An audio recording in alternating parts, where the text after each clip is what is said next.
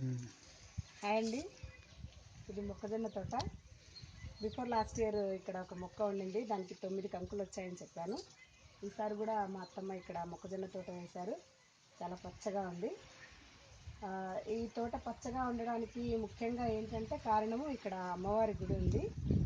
ఇక్కడ ముత్యాలమ్మ అమ్మవారు ఉన్నారు ఈ గుడిలో. ఈ పంటకు తను సంరక్షిస్తుంది తనే అని చెప్పేసి వాళ్ళ నమ్మకం అన్నట్టు.